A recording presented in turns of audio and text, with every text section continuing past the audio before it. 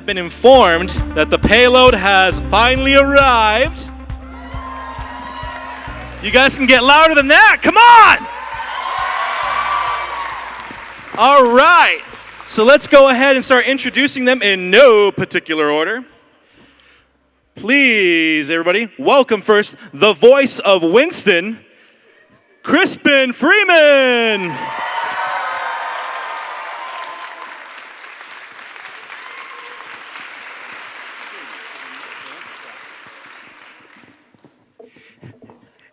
And introducing next, the voice of Zarya, Dolya Gavansky.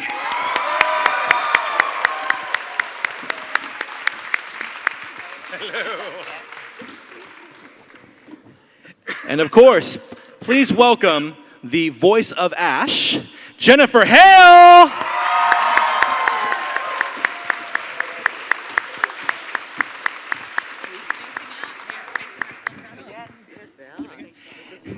And of course, the newest member of the Overwatch family. Please give a round of applause for Benz Antoine!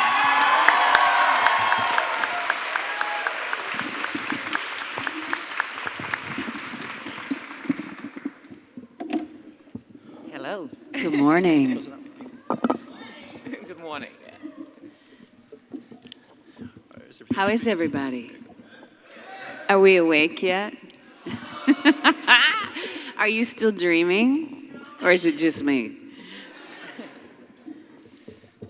How have you guys been enjoying SacAnime today so far? I know it's morning, but still, how have you guys been enjoying it so far? It's fine.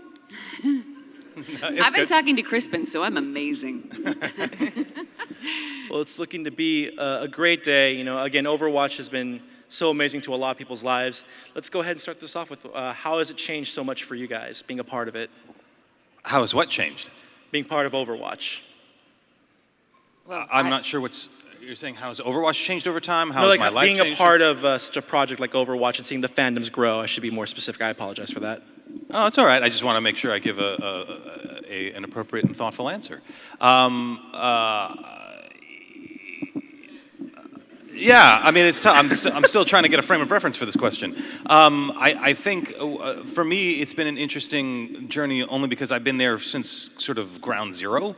When I was first called in for this guerrilla character for a game that was under a code name, I didn't even know what it was. I thought I was some secondary character that really didn't matter that much. And, you know, I had a couple lines in a trailer and no big deal.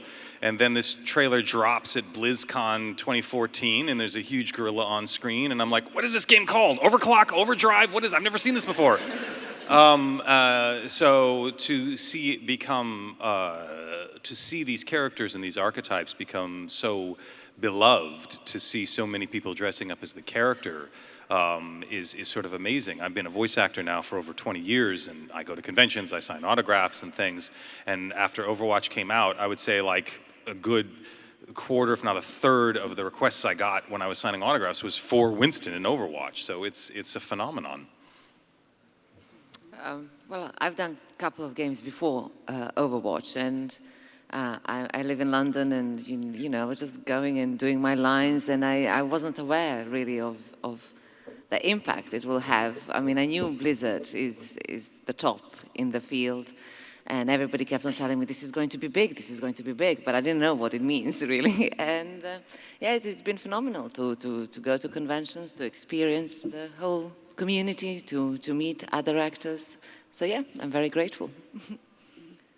Well, I've done a couple games before this, and it's amazing. I mean, to be part of something with a structure that is so inclusive, and the community is so inclusive and so amazing. I mean, that's very Blizzard. You know, it is. And it's incredible. I remember I was at a convention in Manchester last year, and I had already recorded the cinematic with Matt for Ash, and it hadn't been released yet, and I was not allowed to speak of it. And I go to this convention last summer, and a bunch of Overwatch people are there, and everyone is like the whole staff and everybody's just so enjoying the Overwatch people, and I'm just keeping my mouth shut going, it's just a matter of time. And then in November, we got to announce, and that was just amazing. So it's been super fun. Yeah. Monsieur? Good morning. For me, this is my first experience doing a voice for a character in a game. So it's been an amazing experience so far. It's only been a few months, but the Overwatch family welcomed me with open arms, and the Overwatch fans also welcomed me with open arms.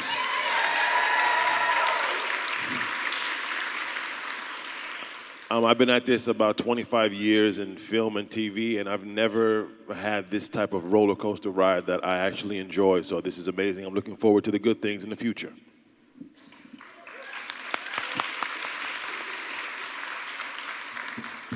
One of the things I love asking a lot of voice actors and actors in general is, what are some of the challenges for you guys when you go into a booth and start recording? Like how many takes does it go through sometimes? Would you say on average? Well, I think the challenges that we face in the booth as a voice actor range depending on what sort of project we're working on. In the world of animation, we usually get the scripts ahead of time. The story is linear. We can sort of follow along and use our traditional acting skills that we've developed in theater or film and apply them to the linear story in front of us because we have the entire script. When it comes to video games, who knows? We come in with very little information often. The game could be non-linear. The lines could be dropped in and out and recombined in all sorts of different ways. The game could change radically over the course of development because something they thought they could do, now they realize they need to change. So it depends on the project. With Overwatch, things were very hush-hush. I don't know how much you know about the history of the development of Overwatch and Project Titan that Blizzard had been doing before. But things had not gone so well with Project Titan, and so they were really wanting to make sure that Overwatch succeeded. And so everyone was doing their best and working really hard, and so everything was a little hush-hush. And even coming into the project, we were sort of figuring things out as we went along. So it really depends on the kind of project you're working on and the process of the project, how it's put together. Well, I don't know. I mean, doing games or generally voice work, I rather enjoy it, and maybe partly because there is a certain freedom when there is no camera on you or immediate audience that you should just let go and act. And I don't know. I mean, yes, there are different challenges according to the genres, but I find it very playful. Yeah. Yeah, it is. It's very playful, and everything both of you have just said. I mean, for me, the differences I think in game acting is the energetic requirements. When you're in an animated series and you go in to record, anime is different, dubbing is different, but in a typical animated story session, you go in, you got a 4-hour block, and you're all sort of taking turns and sharing the load. And when you do a game, you're doing a 4-hour one-person show with maybe 2 quick pee breaks, and that's it, on. And you're bumping around in the timeline, so you have a greater responsibility because you can't always, look, with a great voice director, breeze, but you can't always count on the director to remind you where you are in the timeline because you bounce around, what's just happened, who you're talking to, what you want, what's going on in your environment, and you have to keep all these things straight in your head so that, because, I mean, you get a couple of takes and that's going out to market. Good luck. So you really have to mind the store in a very conscious way. Just to add quickly, but it's interesting because I find it's quite physical, especially yeah. if you do 4 hours and you're alone there and you have to be quite focused. Yeah, I mean, one of the technical challenges is you don't stray from this, 3-4 inch box right here with your mouth, but everything else is going, and you have to wear quiet clothes, and you can't hit anything, or you just screwed up a take. Yeah. Okay, I didn't know any of that. It's because you're new. You're the new guy. So I'm gonna tell everybody a secret. I went into the booth my first 4-hour session, as she says, and I would say, she would say, "Oh, give me this type of read or ABC read or whatever Andrea was saying," and I had no idea what she was saying. And I said my first line, and then I stopped. And then she said, "Benz, you have to keep going." And I said, "Well, when is the person gonna respond?" It's supposed to be in your head. Oh my God, nobody told me. So, so I kept waiting for a response, and then I said to myself, man, I'm gonna get fired. This is not good. We all say that to ourselves. But obviously that didn't happen, and I'm a very quick learner, and I'm looking forward to keep learning from my great teammates, and I'm gonna pick everything up from them and pick their brains, and hopefully I'll be part of this family for a long time, and maybe some others as well.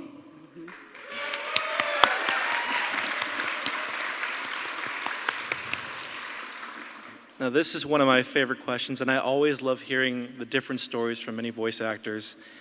Please share some funny stories from recording in the booth. If you have any funny ones you would like to share, or maybe some embarrassing moments. Well, I know when I first started working on Overwatch, when I go to the studio, I actually usually wear my glasses, and I have these big chunky glasses that look just like Winston's.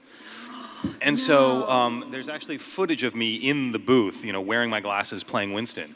And so when we were doing the cinematic trailer, the first trailer that Blizzard dropped, that's the one where Winston comes crashing through the window and picks himself up, and he's sort of blocking the bullets from the kids, and he pushes his glasses up, and he's like, "Hey kids, enjoying the exhibit?" And so I'm sitting there with my glasses, and the animators were in the studio with us, and they're like, could you just push up your glasses a couple of times and we'll videotape it? I was like, sure. Well, and so I would say the line and push up my glasses, say the line and push up my glasses. Like, that's great, thanks. Oh. And then when I go to see the cinematic trailer, I'm like, that's exactly how I push up my glasses. Awesome. That's exactly how I do it. That's awesome. Oh, I don't know. Maybe it's interesting that I didn't really see the image of Zarya for quite a while. Maybe they didn't want to show me, I don't know. But I knew she was a strong woman, and, So actually it was quite funny suddenly when I saw how, my voice and the kind of, Zarya worked. And then, obviously we did more after, but there's quite a few sessions without me even realizing how. And you had the same haircut, magically, right? Yeah, I know. After that, I had to change because, That's awesome. people would mix me on the street. I think some of my favorite moments in recording Ash were in the very first cinematic when Bob gets disassembled, and she's like being sent off on a train car, and she's just screaming at Mccree. Oh my God, that was cathartic. I was like, just screaming my face off. And then one of the writers had to point this out to me on Twitter, but we were recording sort of the sort of little taglines you throw out, burn it down, all that kind of thing. And they're like, okay, just kind of riff on this one, it's my way or the highway. It's my way. And I was like, okay. They go, just do what you think of. So I'm like, all right, let's see. Round here, it's my way, or, oh, who am I kidding? It's my way, And thank you. I remembered that being written, and one of the writers tweeted, he was like, no, huh, you made that up. And I was like, oh, yeah, that is me.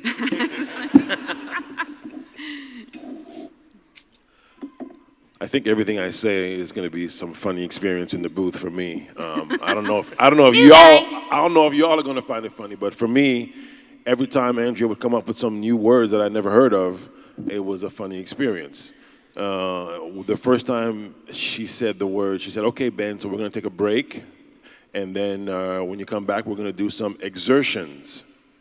And I'm like, "Well, we don't have to take a break. Whatever that is, I can handle that." I had no idea. I'd never heard that word before. And then they gave me 5 pages, and I'm like, I didn't see any words. All I saw was I don't even know what I saw. And then I'm like, let's do it. And after 5 minutes, I'm like, can we take a break? Because it was all of the physical stuff, Yeah. And not just 3-4 times, especially when you're not getting it right. So yeah. So you need 5 keepers. So basically, I did ask for that break, but eventually I got back in there and spent probably more time than was required. But next time I hear the word exertions, I'm going to say, let's take a break before. And you also, and Blizzard is very conscious of our voices. Andrea is just, she's just amazingly caring about her people. And so there's always a basket in there of lozenges and throat spray and teas and all this kind of thing. So Not everybody does that. We only have apples in London. Brace yourself. Carry your own. What's that? We only have apples. Oh, see, because you're not in the same city. Yeah. Ah, yeah. They only give me apples. Oh my God! I remember the first time my first job I ever did was the original Where on Earth is Carmen Sandiego series back in the '90s, and somebody told me that for mouth noise you take a bite of an apple. So I picked up an apple in between. I'm like, we're right in between takes. We're going, and I took a bite of an apple. And my mouth's full. And they're like, okay, we're rolling. I'm like, chewing as fast as I can. I'm not going to spit it out because that's embarrassing. So that's when I learned you take a tiny bite of an apple that you can consume in about 6 seconds. Yeah. Anyway, sidebar. Applause from the crowd, yes. I'm good. Speaking of Andrea, what's it like to work with such an amazing voice director who's seen as one of the greatest in the world? She's a woman on fire. she's already so many points past where we're all standing and thinking. You just want to keep up with her vortex that's moving forward. She's like Beautiful Mind. She's got all these like formulas and vision, but it's pictures and things running in her head, and you just want to jump on that train and just ride with it. Just keep up, and I just want to give her everything she needs. She's amazing. So one of the other things I want to ask, and I understand that probably get asked this one a lot, so I do apologize for asking this one. Do you have an ideal outfit or skin that you would like to see for your character that you want to make a voice for at some point? I have to say that gargoyle skin for Winston is pretty. As a fan of the original Disney Gargoyles animated series, it's sort of strange because even though I did not watch that show when it first aired, I saw it later, I was introduced. That's how I made my move to Los Angeles, is I went to a Gargoyles convention in LA in 2001 and got to meet the producer, Greg Weisman, and we became friends. And I was doing a voice match for Broadway for Bill Fagerbaki's character for like the radio play. So like in some strange way, my entry into LA voice acting was imitating one of the gargoyles. And now Winston is a gargoyle. It's sort of like come all full circle. It's very weird, but there is one outfit I would like to see Winston in. I'd love to see him in like a NASA flight suit, like he's ready to go to the moon or something like that. That would be sort of fun. I'd like to see him like that. That'd be cool. Well, no, yesterday I mentioned like a spacesuit or something off to the moon. I love this theme. I want to follow this. I want to know, all right, what's your favorite Ash skin? Yeah, that's pretty good. What else? What else? What? Yeah. Yeah, it kind of does. All right, what else? Anything else? No, that's it. Okay, that one. Go, Ben. Baptiste. I gave an answer yesterday, and I wasn't sure if I liked it, but I think I'm going to go with it again. I'd like to see him in a dashiki. Yeah, I don't. Yes. Applause if you know what a dashiki is. Yes, I wore one. Okay, there you go. So yeah, that's what I'd like to see him in. But I love the stuff he has now, especially the special ops one. I don't know if all of you have seen that one. I really like that one a lot too. That's my 1A, if you will. So we're going to take a moment to start doing some of the Q&A, and then we'll go back to a couple questions. So go ahead, come on up here. Go ahead and make sure you're talking to the mic, say your name, introduce yourself, and then go ahead and ask your question. Why do they have to stand back there when the mic's here? You can adjust it, it's fine. Okay. Hi, I'm Elizabeth. First off, you guys make the game come to life like so much. It's unreal. You're like one of the reasons me and my dad have a really close bond. And You can stop right there. That's amazing. I mean, keep going. also, I feel like Ash and Bob would look really cool in a steampunk skin. Great. Oh, email Blizzard, will you? Yeah. Promise? I could try drawing it. do it. Anyways, what's the oddest thing that you've done in your career? Ha! Jennifer. No. Well, no. Go ahead. Oh no, it sounds like you have something to say. I've done so many odd things. They all escape me now that I'm on the spot. Somebody else talk. You. Dolya, what you got? At the time when I lived in Russia, it was a bit mad, and I remember advertising cigarettes at the age of 16. Oh. Awful. It will be illegal now, probably. The strangest thing. I think one of the oddest experiences I've ever had, honestly, was my first game I ever did. Because I was doing the Carmen Sandiego series I mentioned earlier, and then they bring me in and they're like, "You're gonna do a game." I'm like, "A what?" I'm thinking game like a game or a, Tetris or something. I'm like, I don't get it. And so they bring me into the session and they're like, "Okay, these are the flags of every country in the world." I'm like, "Uh-huh." And they're like, "Just say them." I'm like, "What?" "Just say the name of the country." I'm like, "Okay, but I'm an actor." I'm like, "All right, so where am I? What do I want? Who am I talking to? What's the scene?" And they're like, "Just say the name of the flag." And I was like, "Okay." And after about 3 back and forths, I'm like, "Shut up, Jen, they're gonna fire you." And I was like, "Istanbul."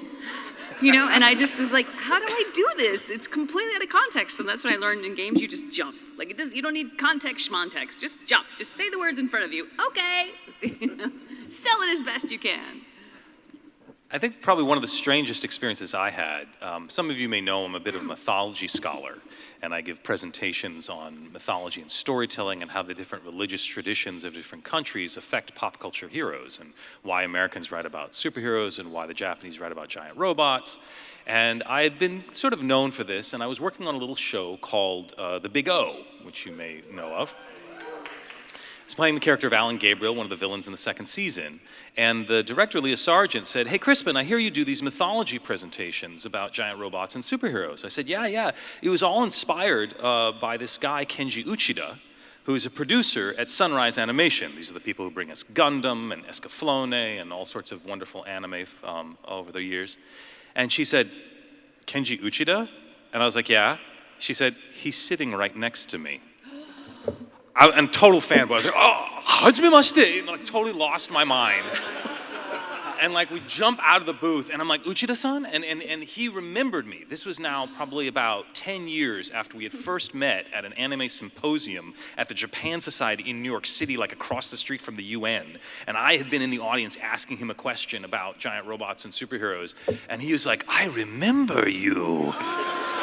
You were that man from the symposium." I'm like, "Yes, that was me." He goes, Big O, lots of mythology." I'm like, "Yes, I know."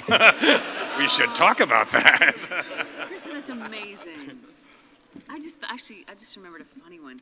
I was doing Sophia the First, Cinderella, and I was singing a song. I was recording a song for one of the first episode, I think, of Sophia the First. At the same day, I was recording the ending stuff for Diablo 3 for Blizzard. Spoiler alert, if you haven't played Diablo 3 and you're going to, put your fingers in your ears now. So in the morning, I'm recording it. "We could be true sisters and ever after friends." And in the afternoon, I'm like, "I'm going to kill you and eat your soul." So I'm doing that, all the demon stuff, all this horrible, evil, murderous stuff. And in my head is, "We could be true sisters." That's the unicorn level. Yes! Yeah. I was angry unicorn. Yes. The strangest thing for me was trying to explain to my grandmother what a Comic-Con is. Bring her. So she would, she'd see me pack my bag, and then she's like, "Where are you going?" And my Haitian grandmother is 90 years old. So I have to explain all this to her in French or in Creole. So she's like, "Where are you going?" And I'm like, "Well, and I didn't even really know how to start the explanation. Will you start it in Creole?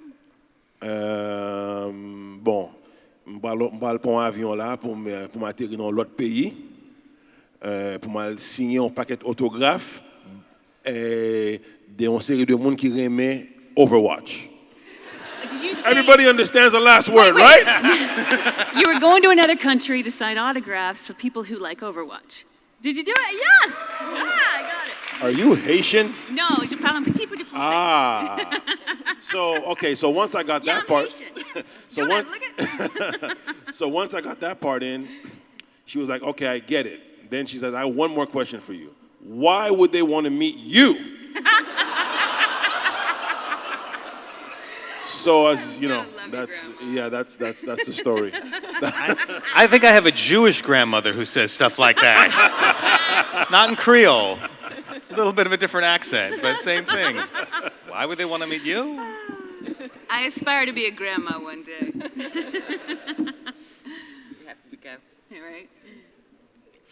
Thank you. Well, you see, we spoke a lot. Yeah, we did. Next victim. Thank Awesome you. question. Thank Send you. that email.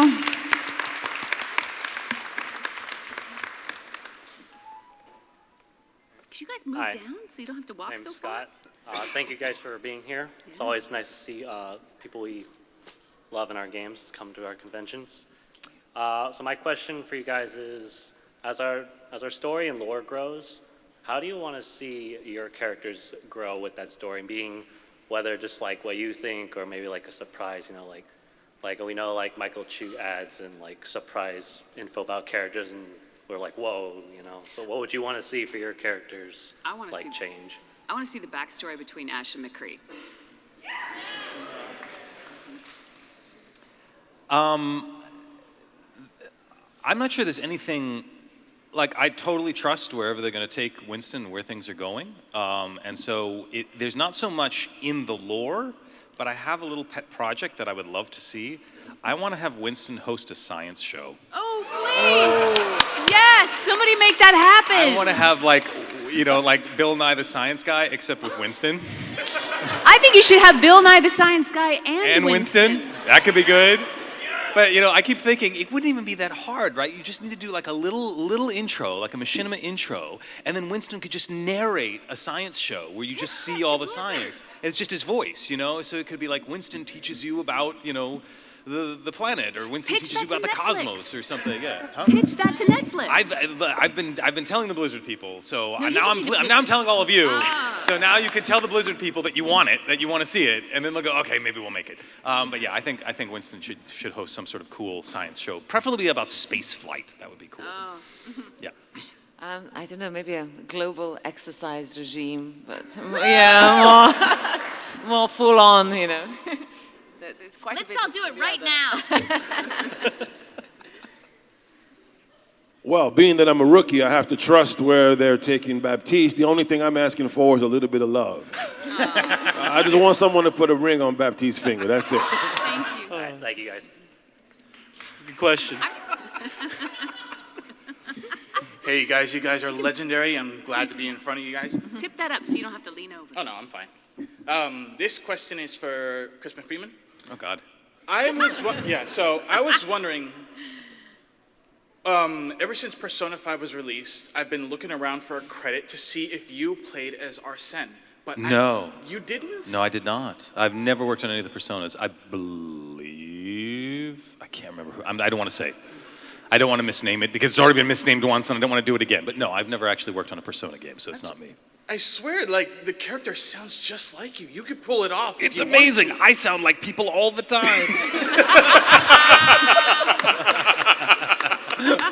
I even get paid for it. It's amazing. So I don't doubt that someone may be doing something in my style, or maybe even trying to voice match me for some reason. But it's not me, unfortunately. No. I swear. You can swear with as many four-letter words as you want, but it's still not me. Doesn't anyone else agree with me that Arsene... I'm not disagreeing with you, but I'm just telling you it's not me. I like he's just like, no, it's you. Which is so funny. Totally you. Because usually it's the opposite. Usually, like, I'm saying, no, I voiced the character. Like, yeah, no, seriously, dude. No, who are you? No, I voiced the character. No, usually I'm arguing for myself. Now I'm arguing against myself.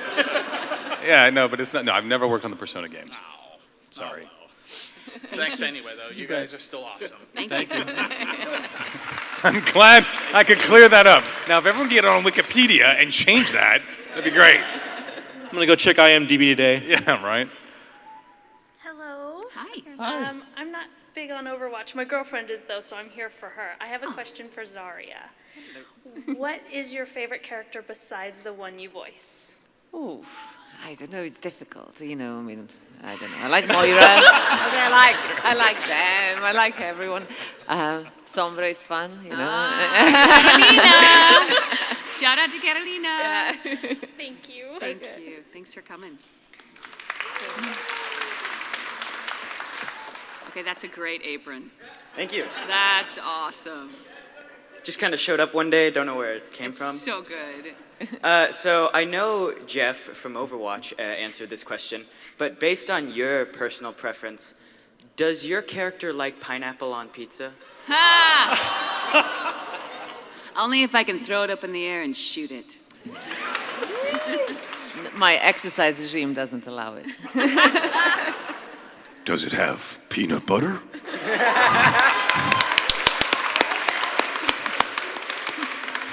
Okay. I'm 6'4", and apparently Baptiste is 6'6". I don't know how that happened. So I'm guessing that he will eat anything that moves. So yes, for Baptiste. Thank you. Thank you.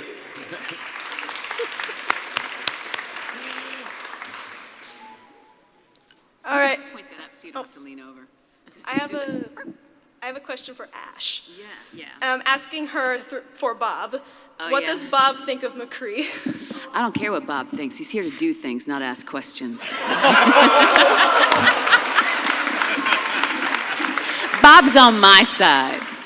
So take it, not the. We'll not- discover that when we hear the backstory. Thank you. Thank you. I love it. Hello. Hi. Name's James, by the way. Nice to meet you guys. Nice to meet you. So you guys have played the game pretty thoroughly, or at least know it pretty thoroughly, yeah? I'm horrible at playing games. Are you kidding me? Okay, so whether you know about like team composition or like just like characters in general that you guys like your team, what would be your 6-man composition going in, with including yourself? See, I'm always more curious about what y'all want to see. What do you want to see for Me? Ash? Oh, I would like 2 tanks, 2 healers, and 2 DPS. That's There my you go. personal. There you go. There you go. But like Anybody else? as far as like a team that you would pick your guys' selves, like with. I defer to Crispin on this one. Any team I would pick would actually be based around the story rather than the actual. Oh, that's what I want to know. You know, I mean, it would probably involve. Well, obviously, I would want to be in it. So Winston, and so with Winston comes Tracer because the two of them sort of, I think, go together. If they're going up against somebody like Talon, then I'd like to see probably Winston, Tracer, Echo, because I'm fascinated by her as a character. Like I want to know what the hell is going on with her. Echo, and then I probably need like Sombra, because she could be on the ground, so that's 4. And then I probably want to have like, I don't know, Junkrat and Roadhog, because the two of them would be such random characters in that mix. But I like pairing characters that have a relationship, that something's going on, you know, like if you were to put Soldier 76 in there, you'd probably have to put in Reaper, you know, because there's a relationship there that would need to get worked out somehow. Ash and Mccree would have to be sort of paired up. So because I want to see how those characters activate each other, you know, and reveal more of the story as they interact with each other. Yeah, because like when you pick the character, I know you guys have lines with each other, like when you're sitting there in the room and talking and stuff, like.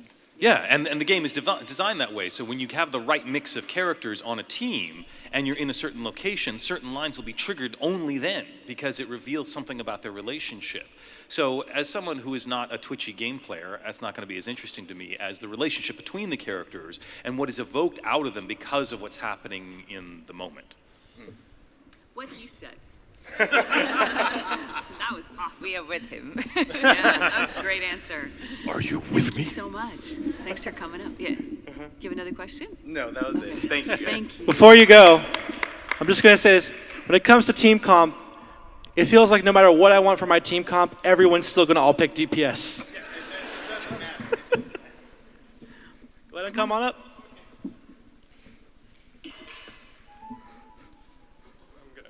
Please do. Go ahead. I hate watching people like lean over and they don't We've have been to begging for someone to tilt that up. Thank you. So, during your guys' careers, have you ever had a moment where you were surprised by how a fellow voice actor looked in comparison to the characters that they played? Oh, yeah. Like, have you ever had that meeting where you're like, oh, you're that character, and then, like, you just have never connected the two? I think, you worked on Powerpuff, right? Did you work No, on I didn't work on Powerpuff. Roger, God, what's Roger's last name? He does Mojo Jojo and a lot of the hero voices and stuff, and he's this adorable guy who looks like a little engineer or an accountant or something, and he's got the hero voice. He has the hero voice, just his natural voice. You're like, wow, that's so cool. And also, though, I think, we're probably all regularly taken aback by the things that come out of our peers' mouths. Because just I'm surrounded by brilliant people who are so both physically and intellectually adept that they can just completely become another creature, another being. I mean, we've all sat in a room with D. Baker and had him just blow us away, or Frank Welker with they're literally another species. You're like, what? How do you do that? Or Gray or Kari. We're just surrounded. I'm constantly surprised by everybody's brilliance and by what comes out of their mouth. It's just extraordinary, and I want to be like them. They're amazing. Yeah. It's interesting you mentioned a sort of small physique and yet a huge voice. I find that also very interesting. I mean, recently I did a film on Russian women, and one of the heroines there is this voice of the USSR, or, she used to be daily heard on radio and television across 11 time zones. It was also a huge country, and yell slogans on the Red Square. And she's this tiny, tiny woman, and yet when she opens her mouth, it's something from another world, really. I was at BlizzCon a couple of years ago, and they had a Sounds of Overwatch panel where they wanted to explain how the sound design in Overwatch helped you play the game, where you could hear them where things are coming from, blah, blah, blah. And they thought it'd be really cute if Winston narrated the panel. So they would just put up a slide of Winston, and I was backstage on the modulator or whatever, and I would do the voice of Winston. And then halfway through the panel, they had this reveal where I would come out, and it's like, oh, I'm actually here. And so I had two microphones, like one where I could speak of myself and one is Winston. And my wife was in the audience taking pictures and sort of watching. And she said there was a mother-daughter couple behind her. And I'm up on stage doing Winston, and they're like, it's so weird. He looks like an elf prince, but that voice is coming out of So yeah, that's it. People are a little taken aback by the whole Winston thing. I'm always taken aback when I hear women doing young boy voices. Like when I worked on the anime Wolf's Rain, and in the show I play one of the wolves, Tsume, and I have a close relationship with Toboe, who's sort of the runt of the group, who's the young one. He sort of becomes my little, Padawan, and played by Mona Marshall. And at that point I had never met Mona. And so when I finally met her, and she's got quite a look. She's got these big round glasses, and she walks around with her. What's her name from The Incredibles? Yeah, Edna Mode. Edna. Yeah, Yes. she's totally Edna Mode, right? Yeah. And so Mona comes up, and I'm like, "You're Toboe? Oh my God, that's so great!" So yeah, whenever I meet women who are, or like when Miley, plays Naruto, I'm like, "Oh my God, that's amazing!" So yeah, that always blows my mind. Okay. Thank you. Thank you.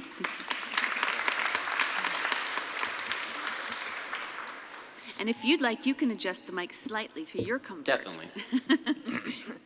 Okay, I love Overwatch, one of my favorite games of all time. We don't need a Hanzo for last time, but my question is, have you ever done a line and then thought, when you got home, oh, I could have done that so much better, and you just Story of mulling my over life. it for the rest of the day? Yes. Yes, absolutely. I think we all can feel that way, which is why, like when I'm working with my students and I'm teaching class, I say, you've got to come with 110% because, FYI, they're recording, right? Yeah. They're recording you, and it's going to live forever. And as an actor, the only way that I can live with myself when I look back at things that I've done in the past, even if I think, well, now I might be able to do them better, and maybe I could because I'm a more experienced actor now. If I can listen to myself in the past and say, you know what? I was going full out, right? Yeah. I was doing the best I could possibly do at that point, and I don't think I could do any better. I can live with myself. But if I were to ever hear something from my past and I thought, yeah, I phoned that in, no, it would make me just die inside. That's I can relate to that. a brilliant way to look at it. I mean, Yeah. I don't play games because I'm just not good at it, and because I don't have time, and I spend a lot of time doing them, and I need to go out and have a life, so I have something to bring into the booth. But one time I was made to play another large franchise that I was in, if I'm allowed to say. This guy was writing an article for the New Yorker, and for part of it, he made me sit there and play the game. And all I could think, because maybe we get 3 takes, maybe 4, and it's on to the next thing. And I remember sitting there, and we also don't know all the little nuances of environment and context that exist. We're recording literally blind and deaf, like in a vacuum. And then it gets put with all these other pieces. And I remember watching it and going, oh my God, if I'd have known that detail of how my body moves or what's happening, in that corner of the room, it would have flavored the line differently. And I was like, oh my God, there's no wonder I don't watch my work back. It makes me bananas, but that's a really brilliant way to make that feel better. Yeah. And there's also I know what you're talking about, because the game, I believe you're referring to, has a branching notion, right? Yes. That you can go different directions. So for instance, I was working on a game like that, not the same one, but a different one. This happens all the time, where you have a game where you have multiple paths that you could go in the game, and the game could change. And we had a line that I did, and I did it with really good sort of gusto. And the director said, you know what, that was a great read, it was a great performance, but it sounds like you really dislike the character. And depending on the choices that the player makes, you may end up liking this character at this point in the game. So the specificity you brought to your performance is good acting, but it screws us from a gameplay standpoint. So I have to tell you to dial your acting down. It was like this horrible realization that because it has to be recombined, we can't make specific decisions about things. We can if we shift our cover. Shift our cover? In other words, if you're like, I feel this way about this person, but I don't want to show it. Ah, okay. So you're sort of muting the trumpet. You're just going to mute because I'm just going to be, my job's not to pick sides. I have this feeling, but my job is not to pick sides. If you put that cover on it, yeah, then that's you a good can tactic. accommodate their need for branches. But you understand, this is the kind of negotiation that each one of us is doing in the booth on the fly with no preparation and Like no this. script ahead of time. We're basically, we're not in there performing, we're problem solving. We're like, oh God, how do I put this together? Like that's all we're doing, is we're desperately trying to problem solve as fast as we can. And then we have a train wreck, and then the next time we go and go, okay, we don't want a train wreck again, let's make it better next time. There's no magic to this, it's just scrambling. It is, and it's, one of the things is sometimes we get paper scripts, and sometimes it's, which the planet-loving part of me doesn't like, but the actor part of me does, and then sometimes it's just all electronic, which the planet-loving part of me loves, but the actor's like, but I don't get to do what I do with scripts, which is I'll flip ahead, I'll read ahead, or I'll read behind and give myself all the context I can find while they're in there chatting or cutting or doing whatever they need to do, yeah. And it's trust in all of that, because if you have a wonderful, of somebody on the other side listening, and you trust them, it's much easier, isn't it? It's easier when you trust them. Yeah. And I think, you heard us talk about Andrea Toyos, and, because actually we do, I think we all feel very well in her hands. Yeah. No, she's extraordinary. I mean, these are the unsung heroes of the gaming industry to me, is these are our voice directors.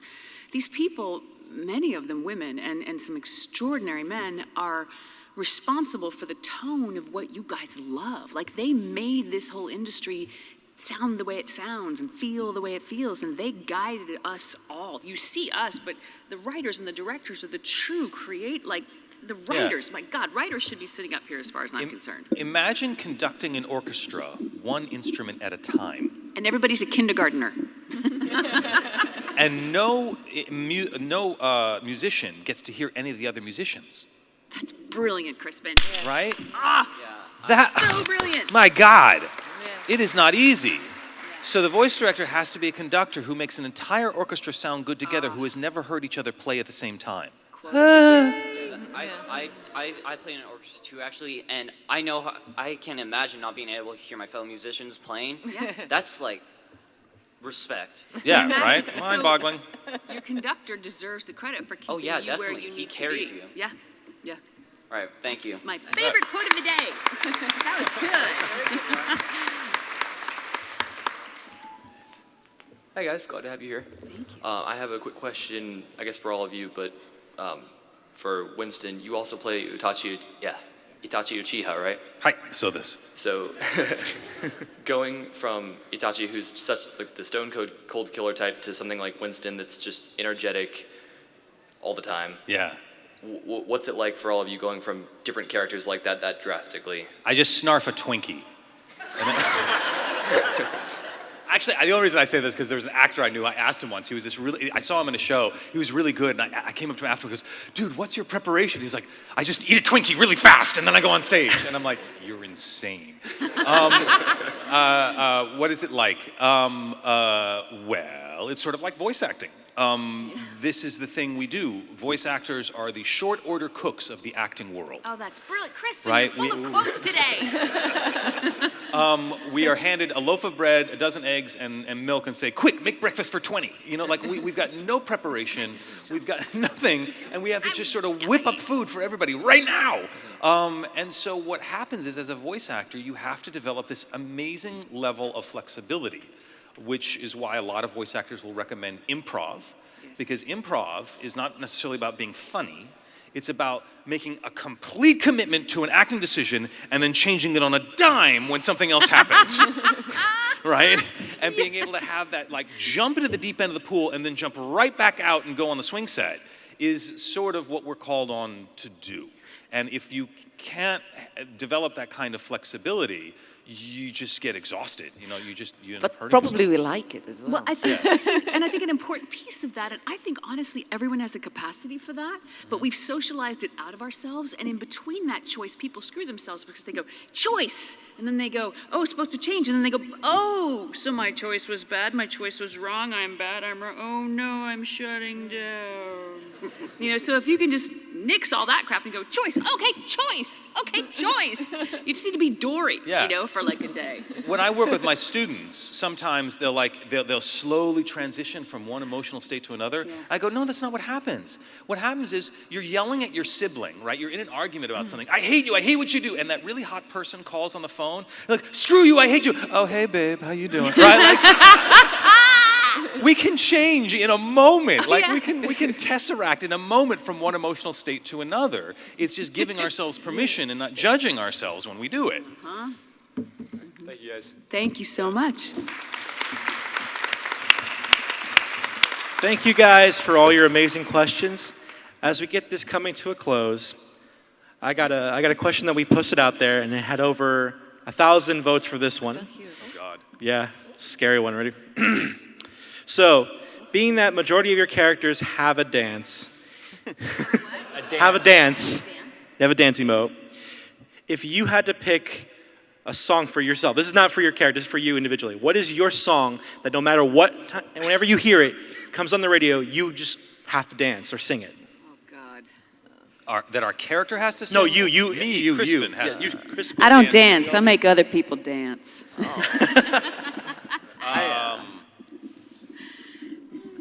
Wow. I think it might have to be I like to move it, move it. I like to move it, right? Like to, I mean, like, come on. Oh, I know mine.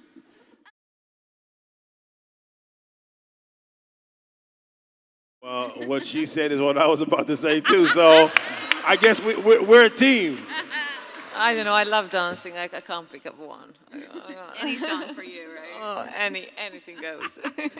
I just keep thinking from yesterday, like the Rasputin song. Da, da, Rasputin. Yeah, that's obviously that'll be with me forever. Thank you, Jay. With that being said, thank you guys for coming out here today. You bet. Thanks for having us. Give them a round of applause, guys. Thank you all. Thank you for playing.